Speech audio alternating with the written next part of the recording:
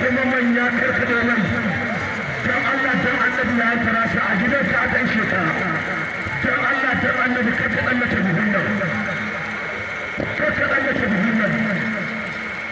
kar ka tsallake buhun nan don Allah don annabi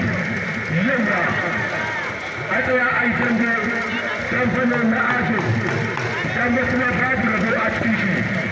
idan Allah ya kai mu ranar alhamis mai zuwa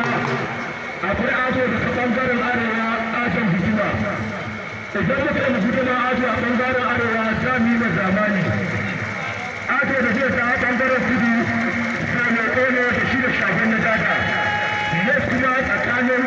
da zai zo kuma biyu ne shagon sama'ila sa'annan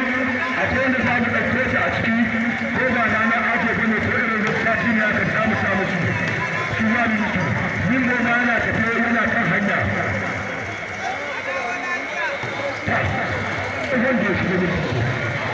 kada wanda ya shiga miki kada ɗan ɗan wanda ya shiga miki da halittu sa'afin lafi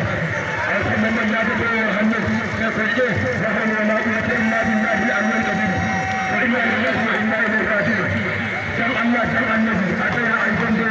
a biya yan kano dan Allah dan annabi a tsaya a yi dambe dan Allah dan annabi a tsaya a yi dambe a biya yan kano ba wai na kwarje a san ba in sun soka da yau ya Allah na kai ya ubanna na yan tara ta ban saka ganin kana gudu da tsoro ban saka ganin kana gudu da yan tara ta tsoro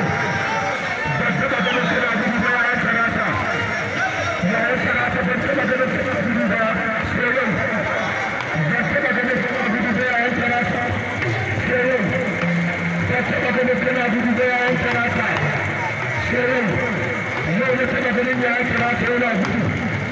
wallahi ban taɓa ganin gudun ka a dambe ba sai yau ya yi kira ta yau kadai subhanallahi walhamdulillahi wa la ilaha illallah nan ganin jami'a za mu iya ta